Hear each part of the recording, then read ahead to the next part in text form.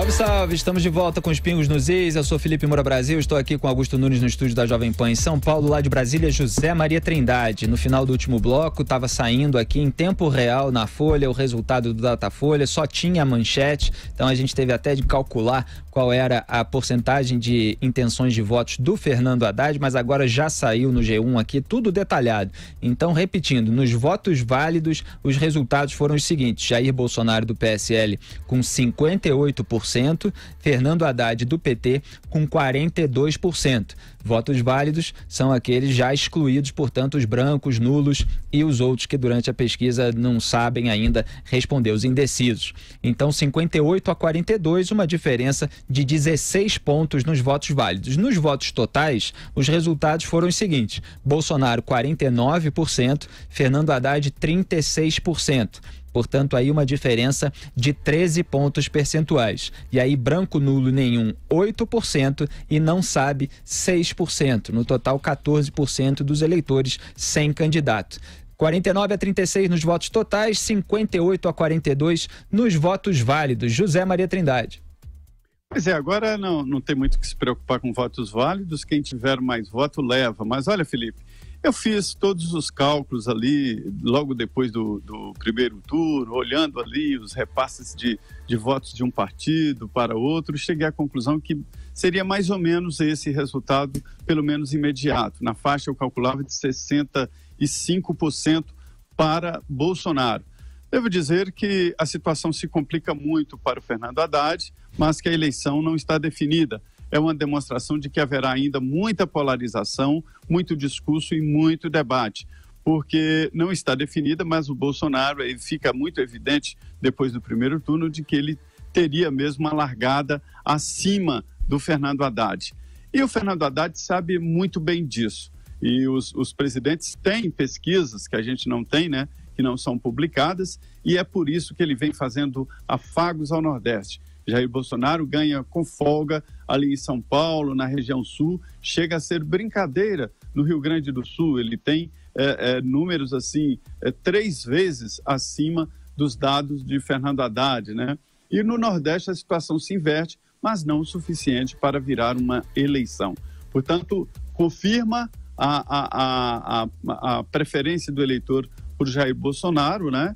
E define ali o limite de Fernando Haddad, mas qualquer coisa pode mudar esse resultado. Esta é a tendência. Bom, pela pesquisa ele mantém a diferença, Jair Bolsonaro mantém a diferença que ele tinha no primeiro turno sobre o Fernando Haddad, né? Continua bem distante, à frente. E tem uma pergunta aqui que foi feita pela pesquisa aos entrevistados e que as respostas confirmam uma verdade que a gente tem defendido aqui, tem debatido aqui já faz muito tempo.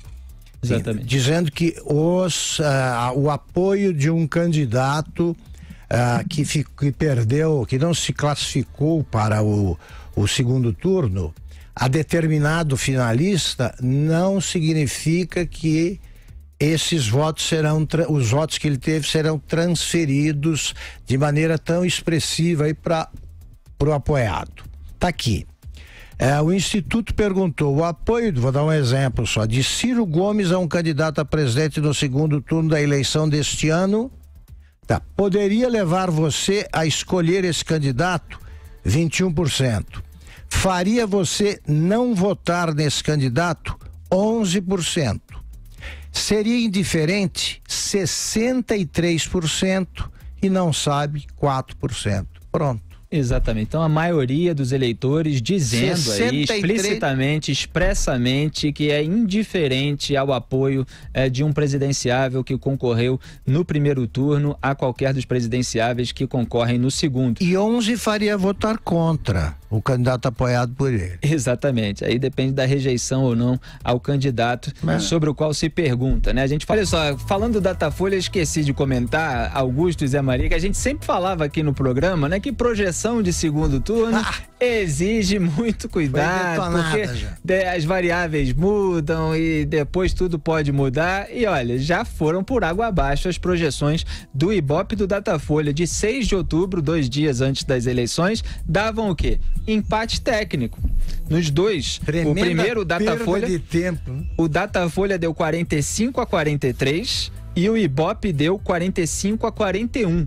E hoje, a primeira pesquisa do segundo turno, repito, isso em votos totais, né? Jair Bolsonaro, 49, Fernando Haddad, 36. Quer dizer, aquilo que era empate técnico se transformou numa diferença de 13 pontos. É óbvio que não acabou ainda, mas olha, não dá, né? No final do primeiro turno, você dá uma projeção de empate técnico, no começo você dá 13 pontos de diferença. Já é uma pequena diferença de alguns milhões de votos, né? Exatamente. Só o Instituto Paraná, sejamos justos, na véspera de 6 de outubro, em 5 de outubro, portanto, apontou uma vantagem de 9 pontos de diferença, o que está bem mais próximo aí desses 13 que o Bolsonaro tem sobre o Haddad nesse momento. Algo a declarar, Zé Maria? O Marcílio tem razão, nosso ouvinte, né? A projeção é um pouco superior.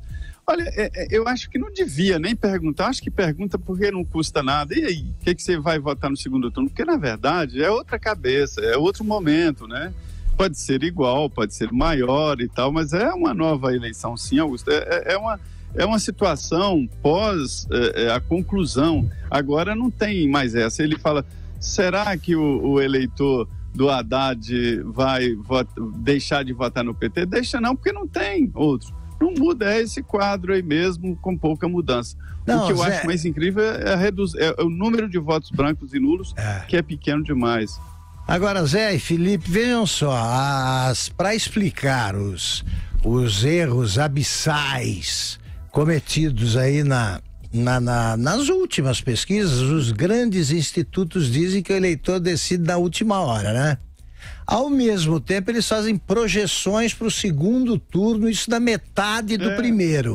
Se só decide na hora, então como é que o sujeito vai falar em junho em quem é que ele votaria no segundo turno? Então é perda de tempo, né?